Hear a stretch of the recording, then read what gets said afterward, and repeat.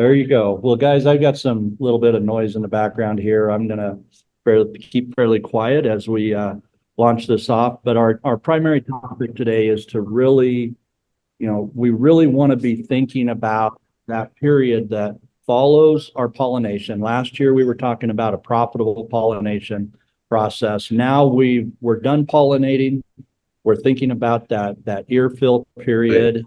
It's a period when we can get there's a lot of water use, a lot of crop water uptake, Oh, and wait. there's a lot that we need to be thinking about in order for that to be very, very profitable. So that's going to be the topic. As we go into that period of time, I think I'm going to start with Brad Fortner. Brad, you don't have to necessarily present if you don't have to with this question. Um, Okay. but when we're really thinking about that period that's post-pollination, and we're really thinking about putting some test weight on, we're thinking about, getting that ear to really fill to its fullest potential.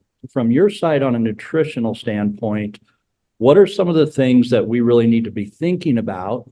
And before we have David come on, the water component's a big part of getting that nutrition into the plant. But what do we need to have available that we're thinking about as that ear is really finishing out? Yeah, it's interesting. We talk about the roots slowing down a little bit and then, kind of right at tassel and then they start growing again. The more that I look at this, the more that I'm talking with some of the other guys, the more that I'm understanding, especially if we've got any salt in our ground or in our water, the high bicarbonates, that some of these boys are teaching me that I want to keep putting some cytokines and some auxins out there all the way through to keep those lateral roots growing all the time so we can keep them open. Again, we need to remember that if we over apply nitrogen at one time, we got the potential to plug some of those roots. But if we're wanting to get test weight, that comes from late potassium, that comes from a little bit of late magnesium, but keep those micronutrients pumping in there because that's from the heavier side of the periodic table. If we've got water, we're going to push it hard. We're going to make sure that we're not short of nitrogen because that's a heavy nitrogen load, but it's a really heavy water load. And so as we've gone through some of this soil today, and one of the things we've talked about up here in northern Wisconsin is getting some of those spore formers out there. And this is going to be a good thing for everybody, especially as we get into the harvest time to get those nutrition, the nutrients recycled. We got to recycle that so we don't have to rebuy it. We've got to grow it to harvest it. We've got to feed it to grow it. But if we've got any kind of anthracnose or any of these diseases out here, we need to get that exposed over the winter to Mother Nature. Let her help us take those things down. Let her help us recycle those things. And if we use spore formers, they're going to work anytime it's above 40 degrees. So we want to do that. They're going to go back to sleep when it gets cold. They're going to wake up until they can wake up and stay with us. And it's never too late. I really learned, and we're going to get my shared thing here going pretty soon once I figure out where I shrunk myself and I haven't got myself big back up here. But one of the things NutriDrip has taught me, and one of the slides I really want to present today is on the soybean side. So they have actually got the beans half open, so you can see the beans sitting inside of the pod at 5, R55, and R6. If we neglect our beans at R5, they're only 25% swollen. So we're only going to get 25% of our crop. If we run out of water, we run out of moisture and everything else at 5. That tells me I've probably neglected pushing them later. So probably on my foliar feeds, my late feeds, I'm going to get off the R1, R3. I'm going to get on the R3 and then I'm going to hit them again in that R5 or R55 because even at R6, we're only about half done and we can push them boys all the way up to R8. Same thing on the corn. The later we push it, the later we make sure we're at full nutrition, the better chance we got of getting off of those dents and getting into the domes. That's where the last of that weight's going to come from. We've already, through our trajectory, we've already set our number of pods. We've set the number of beans in the pods, and now we're going to get them big. On corn, we've set the rows around. We've set how long they're going to be. So first of all, we got to stop the tip back, and then we've got to expand the domes. Oh, very good, very good. No, I appreciate that. Yeah, those are things that, a lot of what you spoke about there are things that we probably don't think about when we're really in the heat of it. We're really in the heat of irrigation. We're in the heat of a lot of the things that we're doing. But that's all needs to be prepared well ahead of time, which is what we've talked about really the last 3 weeks. So I really do appreciate that, Brad. And I think it's a good reminder for us. And this might be something that you and I kind of do a follow up with. Maybe we'll do a one-on-one because there's several things that I've pulled out of the last several weeks that we really need to think about as we're preparing. We're talk a little bit about harvest and what to think about leaving the harvest here by the end of this web meeting. So we'll talk a little bit on that. David, you just heard some things that Brad was talking about needs to be available to the plants. We know that the water accessibility is really critical. Tell us some things, David, or show us some things that you probably have some slides. Show us some things that we need to be thinking about and we need to really be watching for at that post-pollination level as we're moving towards the end as we get closer to harvest. What should we be watching? So if you remember, we put this slide up a couple of weeks ago looking at corn root development. And so we grow roots in up until just before tassel. And then there's no real root activity until later in the season. And until you're basically getting down into grain fill. And I just wanted to bring that up because we can see that in the soil moisture graphs. Here we've got a graph which is a corn crop, happens to be around Gruver down in Texas, but had a lot of water early in the season, a lot of rain, and then irrigating really heavily. So lots of rain early and then just got into full-blown irrigation and keeping it pretty wet and finally slowed down towards the end. But if we have a look at the root system here, what we can see is that most of the activity is really been in the top three sensors. Yes, there is water moving deeper. So if you recall, people that have been with us before, water moves through wet soil. And so when you see it moving from the top all the way to the bottom, that's a pretty wet column of soil. So every single time these irrigations came on the upper layers, we can see it being reflected all the way through. So this soil is really, really wet. And we can also, if you're looking for the stair steps, that plant drinking, we're not really seeing it until you get down. Well, sorry, that's only the top three sensors here. So if you look at the legend on the top, that's 28 inches. So most of the activity is really in the top 28 inches. And that's kind of a waste. This crop, this area can put roots a lot deeper. And so in my mind, this crop's been overwatered. But when it comes to the end of the season, what people get wrong, what's really, if you were out there with a penetrometer, if you're out there scouting the fields, you'll get that penetrometer clear down, 4 feet or 6 feet. I mean, this is a wet column of soil. But what you don't know is how deep the roots are. And I've seen this happen time and time again where the consultant will be out saying, yep, we can shut down. We've got plenty of water. And yet what they don't know is just how deep the active root system is. And so you can short yourself even in wet soil just because it's like having a tall glass and a short straw. You just not going to get all the water that's there. And I actually had a situation, it's going back a few years now. I don't have the data because it was with the company, but there was a farmer in the Oklahoma Panhandle that had access to a lot of water and it was a cool wet start. And he was watering early and heavy and got to the end of the season. And he had a data that looked exactly like this. It was only the top sensors that were active. And he had about 20 circles, maybe 20, 22, something of that order. And he told me that, hey, I'm shutting down. And it's like, why are you doing that? Well, that's because my consultant said that there's water in the ground. And it's like, yeah, your consultant's not wrong. He's exactly right. But what he doesn't know is that you're not going to get all that water. And so we did a little test, and he followed his consultant for half his farm. That all those circles normally yielded 5 to 10 bushels more And so all his better circles, he followed his consultant. The other ones, he gave them another inch of irrigation. And there was a complete flip. So the circles that were normally 5 to 10 bushels lighter came in 5 to 10 bushels heavier, and it was up to a 20 bushel just from one decision at the end of the season, just that extra inch of water.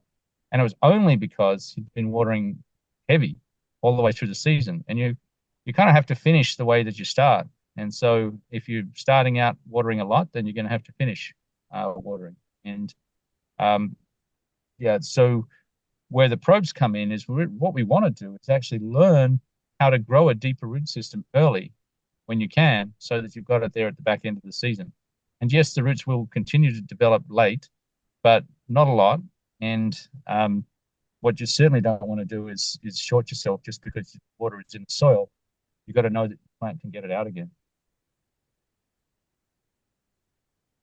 I'll pause there for questions or comments.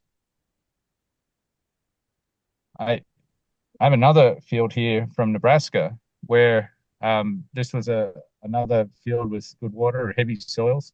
And when we're looking for the stair stepping, you can see that the top sensor, the blue one and the green one, are doing all the work. And that's really 16 inches. The red line there is at 24 inches. Not much stepping at all. The roots are going deeper to 32 late in the season. Once again, there is some development finishing out, so there is a little bit of stair stepping, but largely that crop is being grown on the top 20 inches of soil, which once again begs the question: can you do more? Can you actually have a strategy that promotes deeper roots and get more nutrients and have better all around quality, save some water, certainly save some fertilizer. Not hard to wash fertilizer through. If I go back to this previous example, that water is moving straight through that wet soil, and any fertigation is probably gone deep. So it's really what we're trying to do is have strategies to develop much deeper roots, and not wash things, not wash fertilizer down deep.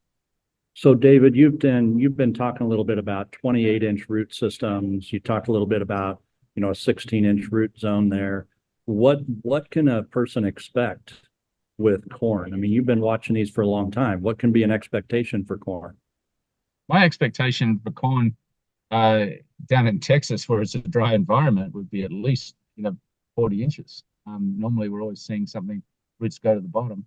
I could point to farmers that want roots to go a lot deeper than that. But I would say that, if you're not getting roots to 36 inches, 36 to 40 inches on a corn plant, then you're not trying hard enough.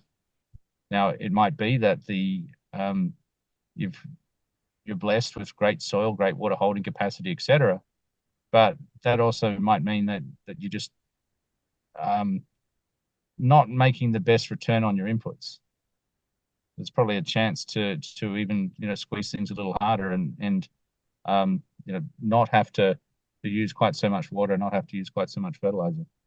Russell French on the call, I see, who's the corn guru. I'd throw that over to him. And yeah, Russell, that would be a good question, Russell. I mean, from a corn perspective, if I was to ask you, Russell, with your experience of growing corn crops in different parts of the country, what could be a decent expectation for a really healthy, really strong root system?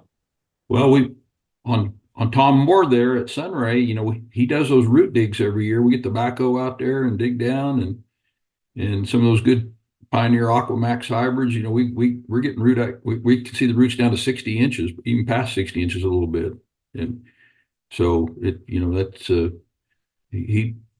we can do that if we do the right things. Yeah, I think that's the key. That's the key, I believe, to this whole message, is getting the right things done. Just because the corn is capable of it, we have to have a soil structure that's capable of it. So there's a dual element there. Brad Forkner, do you have anything to follow up with David's presentation here on root depth and what you're seeing in some of the data?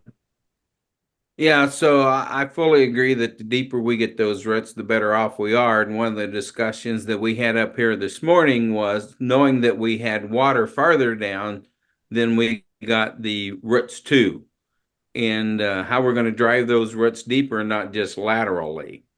At what point when you've got adequate water and the irrigations need a little later, how do we keep encouraging these roots to go deeper? Anybody got feedback on that? If you are continuously irrigating, run slower because there's a longer time between drinks, and it's going to then the plant will get a little thirsty and it'll go deep. Now you've got to have moisture in the ground.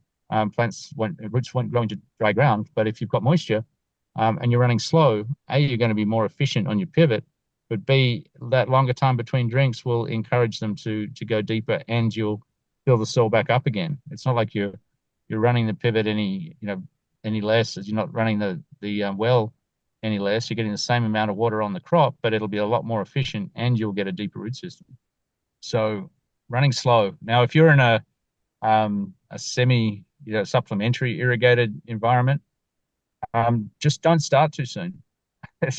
It's tempting. The hardest thing for an irrigator is not irrigating, and everyone is so scared of not getting behind. But it's when I talk about delaying irrigation, it could only be 2 days, right? If you want to go today, sort of give yourself another couple of days.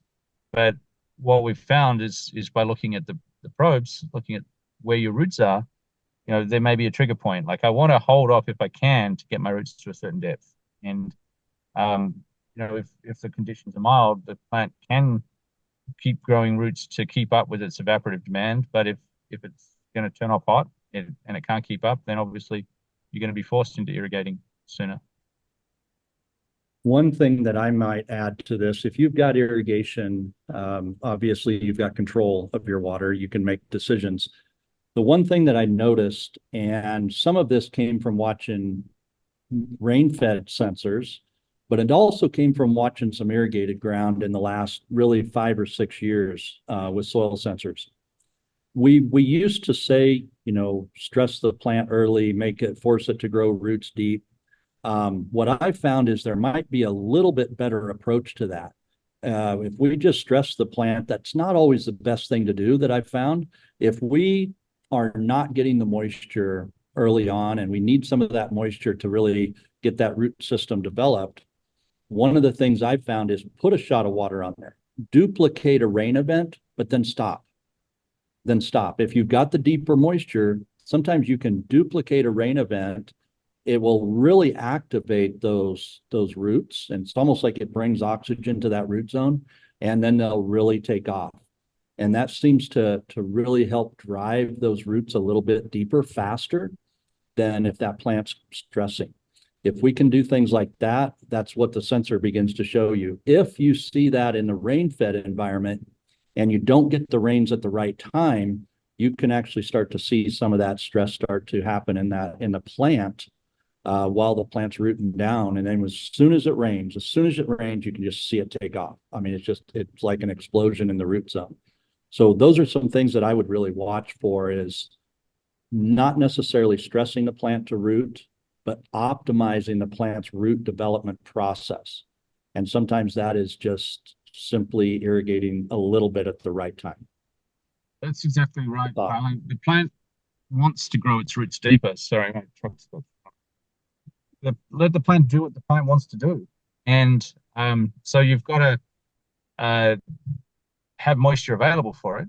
And so if there's water in the ground and the conditions allow, then you can hold off a little bit, and it will go deeper and find that moisture. Now, you can also tell by watching the plant grow, is it slowing down? Is it actually stressing, or is it keeping up with its demand? And you'll know that. And I'll just reach back in my slide deck and I can show you that. Some slides I presented previously.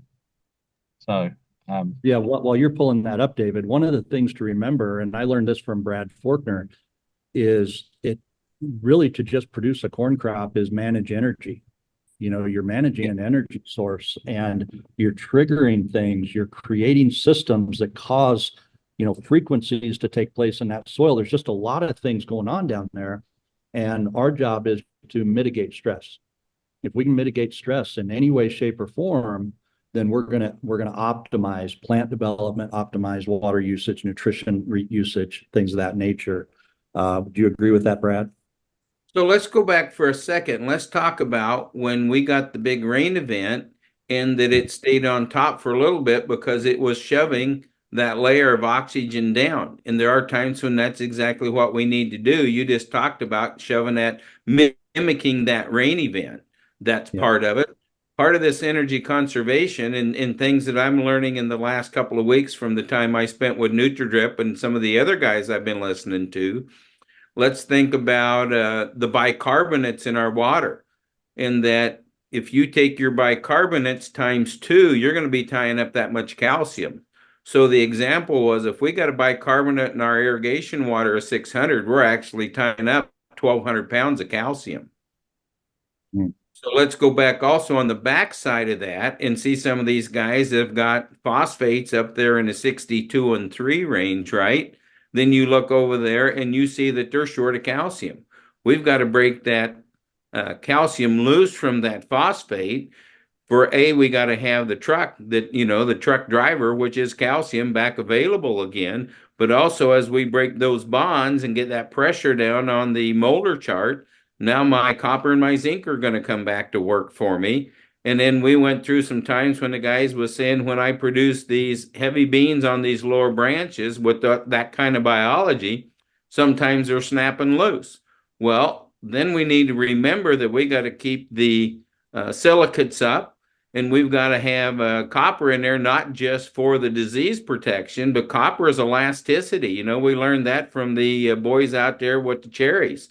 If I got Bing cherries that are getting ready to go to the fresh market and I've got a 2-inch rain, I need to have had some copper out there to let that skin stretch so it doesn't snap.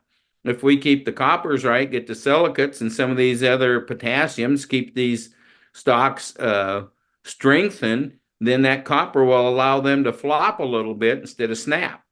And there's just a whole lot of these things, we don't want to go down there and push too much of that bad water while we're needing to move calcium, unless we're going to bring some new calcium in there or something to break that calcium loose to let that finish being the truck driver there at the end of the season. Yeah, that's really good. Now, Brad, this is probably a question for you. David asked this online. Do you agree that deep roots are accessing more micronutrients in the subsoil? We should have more down there. And every time we can go access something new, that's what I'm trying to understand between the probe and between the biological people I work with. Because we're always going to be feeding in that upper 6 inches as long as we got some moisture there. Then we're going to be feeding in the next 6 inches. And as we go down, how are we going to finally understand better how to get something down to that level that will break loose what's in there? And, if we've got phosphorus and potassium down there, then we need to get those potassium and phosphorus solubilizers farther down in the soil as we go. And we need to get the amino acids to work in there with the enzymes to get the micros broke loose so they can drive the macros. Yeah, very good. Very good. Well, one of the things that I saw as it pertains to deep root systems, we go back to 2012 in Nebraska, North Kansas. That was the year that the drought hit.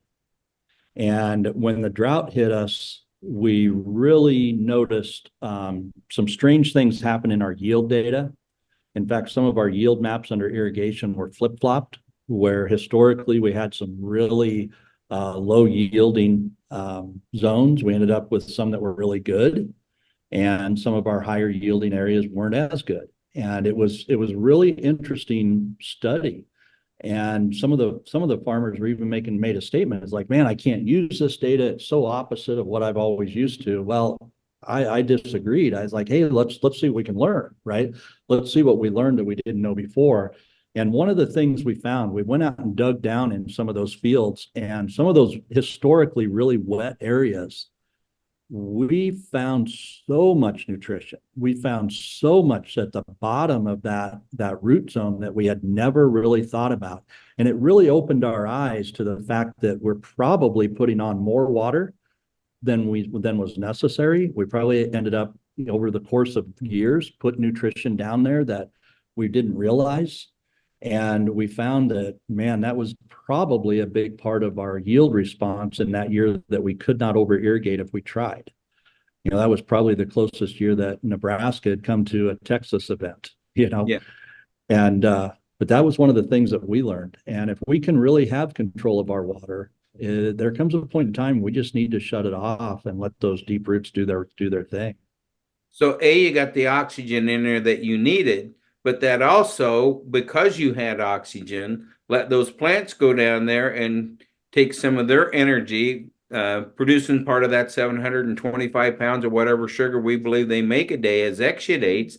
That let them send that down there and get the pH of that root zone in the frequency or in that range that let a lot of those micronutrients come up that typically don't if we are in the wrong pH.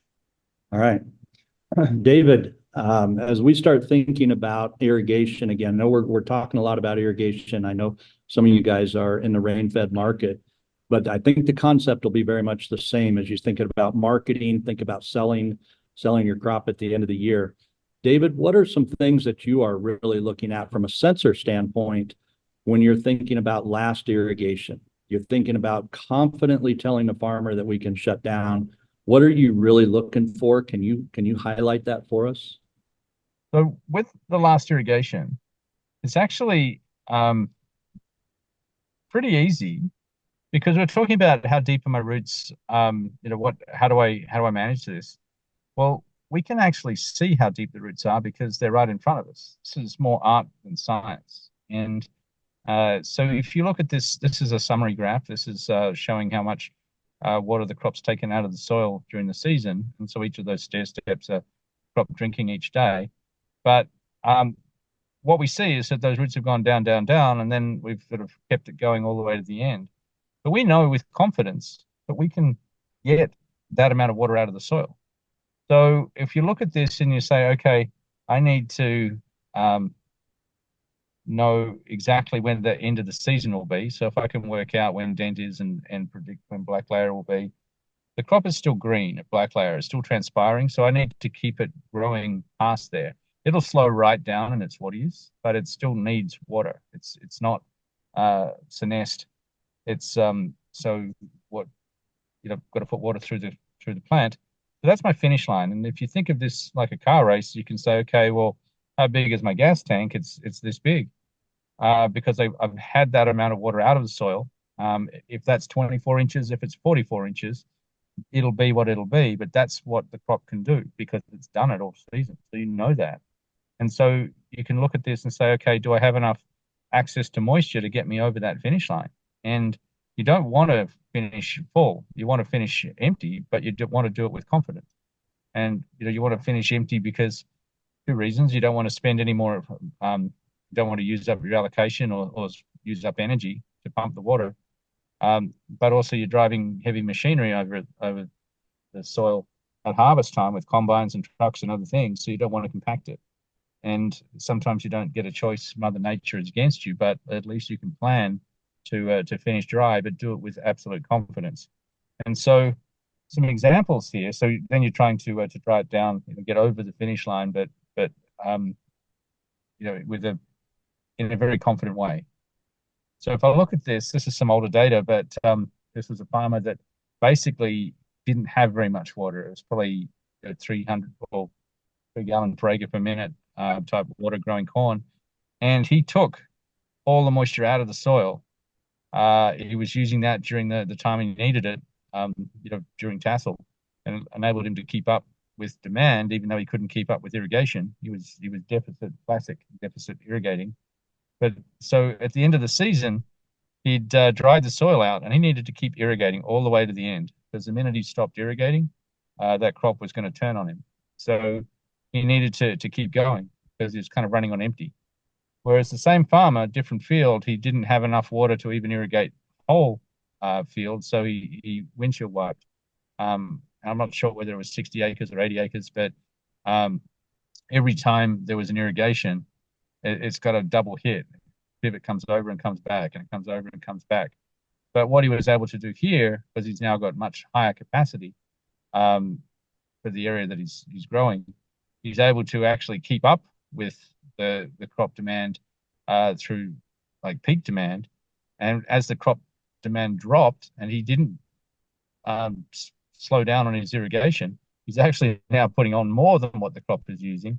And at the end here, he's wetting the soil up. So same farmer, two different fields, two different situations. And it was, hey, you better stop because that soil's wet.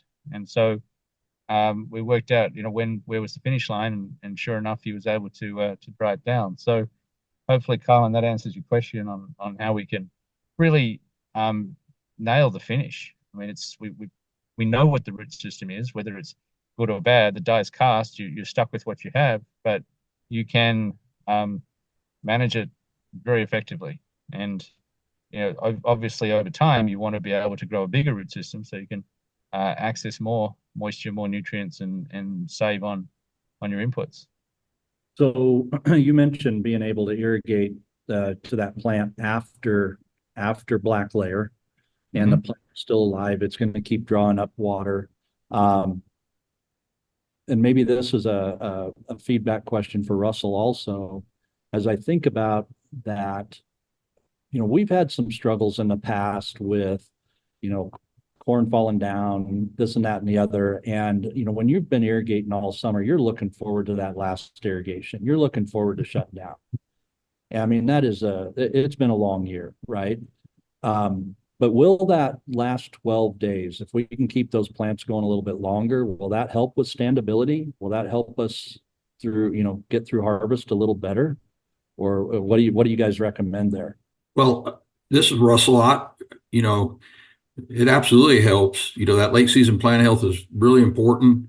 And, the one factor we haven't really discussed here is, there's differences in hybrids, on the requirements to get to the how much water it takes to finish that out. And that's where people in the seed business need, and ag consultants need to know these hybrids.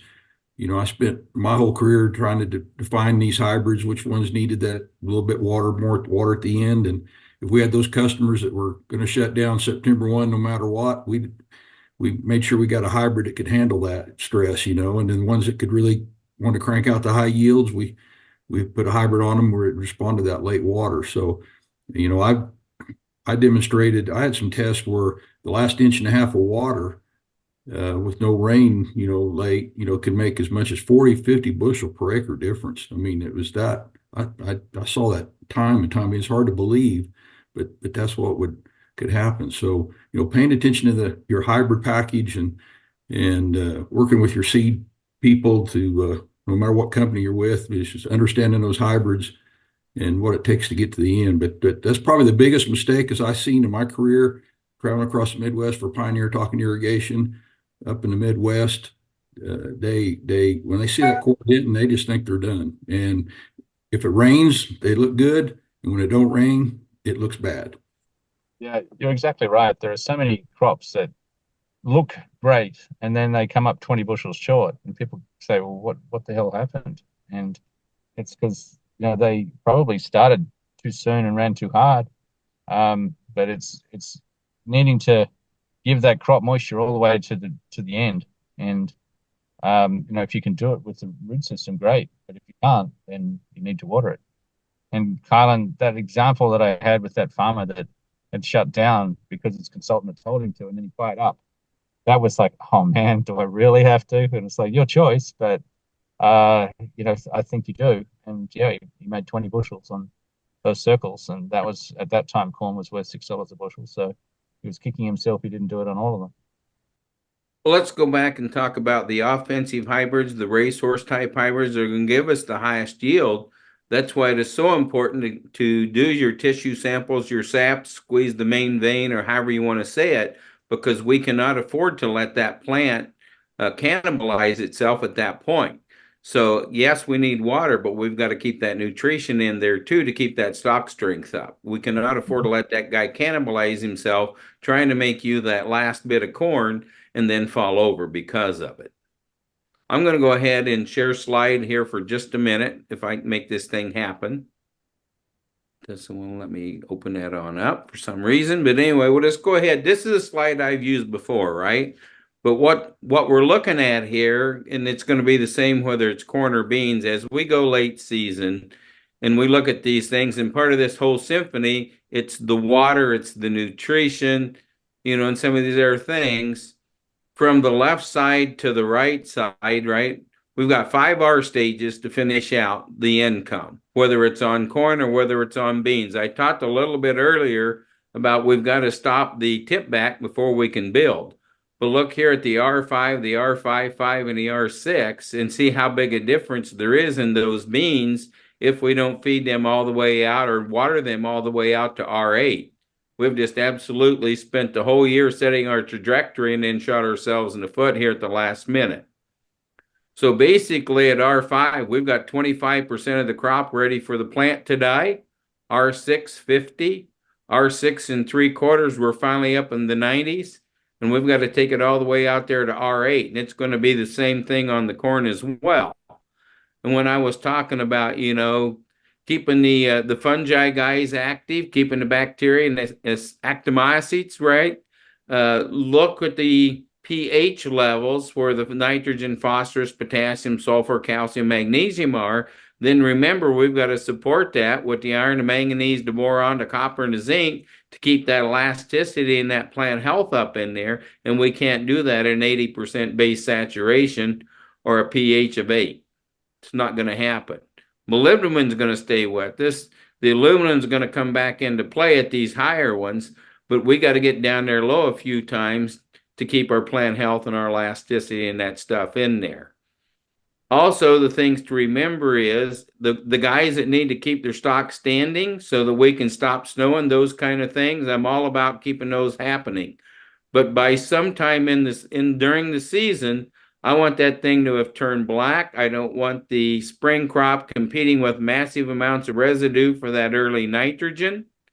And, I'm going to also start setting us up for a pre-watering the next time so that we get all of these guys up the same day, because that's part of setting that trajectory. We can finish as strong as we want right here on the guy that came up 3 days late, and it's too late. There are things that have to happen all the way. Some of this plug stuff that we had, and I'm looking out here today and I'm only seeing brace roots at the surface and not up 2 and 3 nodes. Those are things we do out here at harvest time. Where did we make our mistakes? Where can we address some of those things so we don't repeat the things that didn't happen right? We're going to go out there and we're going to look and see where our ear set was. Was it pretty much at the same joint all the way up, or was there something going on that caused us stress and some of them didn't put it on until one of the nodes later, and why? And look at the size of our ears on some of those things. If they aren't 95% full size ears, we don't need more population. We need more 95% full size ears. This thing I'm showing on the left here, something that I'm starting to think a little more about, and this is bringing that chitinase in there out of the shrimp and the crab shells. Look at the difference in where I'm accessing the nutrition as I go down on the left compared to the right. Mainly look at the difference in that stock size. It's going to keep that air up there while it naturally dries. If we can keep that zone open in those roots to pull the water all the way down for that naturally drying. The other thing that was interesting about these chitins as I look at it, when I look at these chitins, whatever you want to call those are the same groups that I'm looking at in my humics to hang on to some of the water, to hang on to some of those heavy metals we're trying to pop loose and stabilize. And they're also going to go out there and give me some of that glue type structure to hold my soil aggregates together so we don't end up here. Well, that one picture that you were talking about there, Brad, you've mentioned plugged roots and not being able to get nitrogen through. Is that what that one picture was? That's what it was. When we pinch it that tight, not only are we not bringing any nutrition up, but once we're at black layer and I want to send that water through the kernel back into the cob, over to the stalk and down for natural drying, that pathway's gone. Now the only thing I can do is wait for those shucks to open up and hope the bugs don't get in there and we don't get disease in there. We don't start, having trouble. We're going to blow that tip in yield out the back end of the combine by the time we get it dry enough to harvest. So that's the purpose of watering after black layer. Keep everything Well- going. Yeah. Okay. Yeah. I was confused about that. Yep. Keep them healthy. Keep your stock strength up. Don't let them To be fair, I cannibalize wasn't down. advocating watering after black layer. I was saying that you had to have moisture available to the crop after black layer. So it's hopefully you don't have to do it, to irrigate. If you did, it'd be a really light pass, but it's just making sure that it's available. So, and the crop will go, the roots will go a little deeper late in the season, but yeah, it's just making sure that the crop hasn't senesced, it's still green, so it needs water. Yeah, yeah. David I know. also asked, excuse me, David also asked about the test weight on some of those drought years. Growing up in Southwest Missouri, where we always had a drought, I can tell you that we tended to have a little higher protein in our corn. We tend to have a little heavier test weight in our corn because we didn't have near the kernels to spread it out over. Brad, can you pull your presentation up again? I had a question on that one field that you were showing. It was really turning black. Yes. I'd just like to hear what you put on there, what you're looking for at that time. And those fields are really turning black. Go to, actually, I put nothing on there. This is the first year back in 2014 that I had the chance to try and compete in the National Corn Growers. What we had done is in March, we had put down 6 tons of chicken litter. We had put down 400 pounds of dry humic, and we had put down all the biology that we could find anywhere in the country that was available to us. What you're seeing is when Lance was combining this, it rained. We were shut out of that field for 12 days. We could not get back in there until it dried out again. So because the corn was fully green when he got in there, he had squeezed out a bunch of sugars into some active biology. And this is stock breakdown that not only happened to the row where he was combining, it happened to the stock where he backed out. I have never been able to duplicate that again, but if you want to know what an active biology looks like in the field, there it is. Wow, that's interesting. Well, because what I've seen this picture before, and what really hit me with that is, what are the things that we can do naturally without putting a lot more product in, different things of that nature to, activate that biology. What can we really do as producers profitably to just make this happen naturally? Yeah. I can't tell you that we did this profitably. I can tell you we pulled in a contest yield of 362.8. Now I can dig back in here and I can show you a video where he sent me the combine monitor going through this. And we start out at 320 and we go up to 351 and we go over the top of a terrace and we hit the bottom of the terrace. And within 18 seconds in the same 8 rows, he's showing me a 230. All right, my friends. Well, we're down to the last 10 minutes here. If we have questions, thoughts, comments, feedback, pushback, these guys are available. I just would make a comment that I know, at least in our area, as the beans start to senesce, they look yellow, and the old guys are shutting their pivots off because they're done, and that is certainly not the case. And I mean, we've seen it, and that would really be one very strong benefit of having a soil monitor in a probe that you could read year after year, so you really knew where you were at, so that those beans in that time where they're putting on that test weight aren't having to work so hard for it and not getting as much yield. So yep, see that a lot. So I'm going to interject in there the reason that I'm a proponent of putting the bacteria that pulls the nitrogen through the air also on beans, because eventually our nodules are going to shut down and we're still pulling nitrogen in there to form the proteins as long as we've got a green leaf until they turn yellow and fall off. All right, this is very, very, very good. I don't know if Brad Zimmerman is on. If he is, Brad, I'd appreciate it if you could jump in. Brad Faulkner, Brad Zimmerman.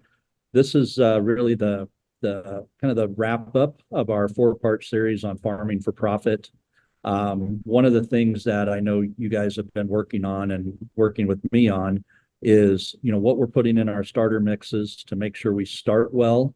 And this is a little recap from where we were before.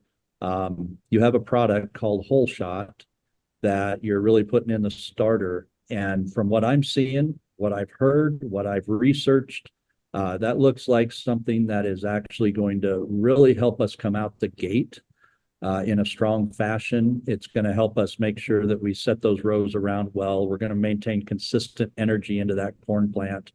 And as we're wrapping this up, thinking about really wanting to build a profitable harvest, could you guys speak into that product a little bit and why that's really working to take us to harvest with a healthier plant and a more profitable approach? I'm going to pull one more slide up then. So if you look on the left, you'll see what will become our Whole Shot label. And if you read on the right, it says the front is printed, the back is blank, waiting for you and I to decide what best fits this field, this trip, this year. Because Whole Shot, the concept is bringing everything to you in one tote that we can, so you don't have to be the guy that mixes 6 jugs together. But since every farm is different, and a lot of times fill within farms are different, the concept here is what makes the most sense. If you have a biology you want to work with, we'll work around it. If you have a starter you want to work with, we can build around it. If you have a micronutrient pack works, we can fit around it. If we want to do something different for your defensive hybrids and your offensive hybrids, we will help figure, you can help us, we can help you figure out how best to make the most of those. And as we go through and we see where the markets are going and we see what our trajectory says, at any point in there, you can say, let's put money into it or let's don't. That's the beauty of what we're trying to do here.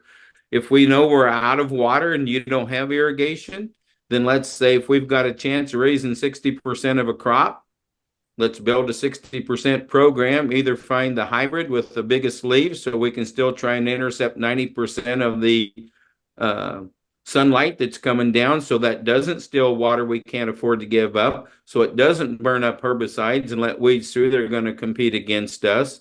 Let's keep our populations back to where we don't have the white mold showing up, some of those kind of things. Then as we get in there and it rains, we've got money left to come back and to put more things in there. Worst case scenario, it does turn into a drought and we still got money to farm next year. Yeah, for sure. So I think that's something that's really intriguing to me. And I do appreciate everybody who's jumped on here the last 4 weeks and the last 8 weeks, I guess. We're doing these every other week. The thing that I really took away from this is the whole systems approach. And it's one of the things that is so easy to forget when we're in the heat of farming, myself included. I can get so caught up in just thinking about the water elements that I sometimes forget about the nutrition, the biological, so many of the other elements. And what I've really taken away from this is the need to be thinking about farming from harvest to harvest. It's not just from planting to harvest. It's from harvest to harvest. So as we really wrap up, I guess I would encourage anyone who's on here that wants to just give a few thoughts into what do we do now that we've harvested.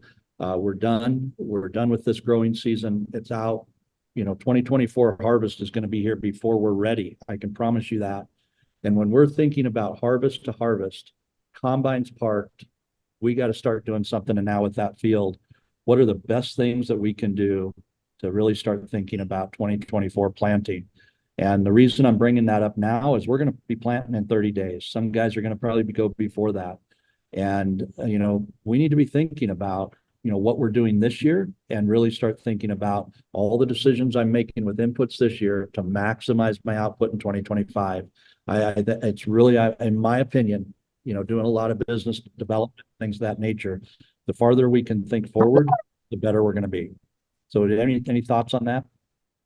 I 100% agree. I mean, my wife was the first one to tell you that here in about 5 days, there's going to be some guys that finally start thinking about, well, heck, I'm going to farm here in the next 5 days. I wonder if Forkner's got enough money to fill up the warehouse. I wonder if the Pioneer dealer has ordered enough seed that even though I haven't picked it up, it's going to be there in time for me to plant.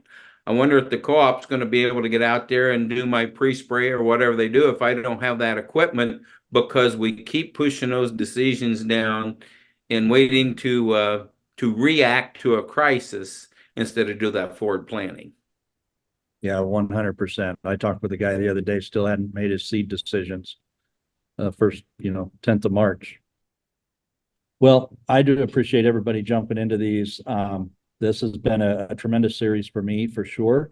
We'll have some more ideas as we start getting into 2 weeks from now. We're going to probably start another series. It's really going to be a lot more pinpointed. We're going to be planting in just a couple of weeks. And I think a big part of what we need to think about is, what are we watching all throughout the year? I'm going to challenge us as a group to take pictures, to send in your questions throughout this growing season. This wasn't just farming for profit series that we wanted to just talk about and then forget. The timing behind this, the whole reason behind it, in my opinion, is to really start thinking about the cause effect equations of what we're doing throughout the growing season. How are we impacting root development? I would encourage you, if you want sensors, right now is the time to be getting them in.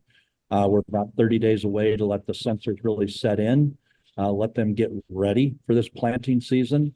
You don't want to wait until you got planted. You're gonna miss a lot of opportunity. In fact, one of the guys and I were talking this morning about getting sensors in before we plant. And even though we bury these a little bit deeper than some of the others, if you're going in at V6 or so, getting your probes in at that point, we're missing a lot. There's a lot of things we're missing in that early season. And so now's really the time to be thinking about getting those sensors dropped and really settled in before we plant. And I know we're going to have a lot of questions throughout this planting season. I sure will. I'll be pulling a lot of pictures, pulling soil samples, going to be watching things. So I think we'll have a series of webinars all throughout the summer. We'll probably we'll keep them coming to you via video. And let's see what we can really learn this year. I think with our awareness heightened from these web meetings, I think we're going to be able to learn a lot more than we have in the past. So if you guys are good with that, that'll be the plans as we move forward. Appreciate it. All right. With that, if there's no other thoughts or comments, let's wrap this up and we'll call it a series. I do appreciate Brad and David for being a part of this and really hosting these, and we'll get the recordings out to you and we'll start the next round. Thank you, guys.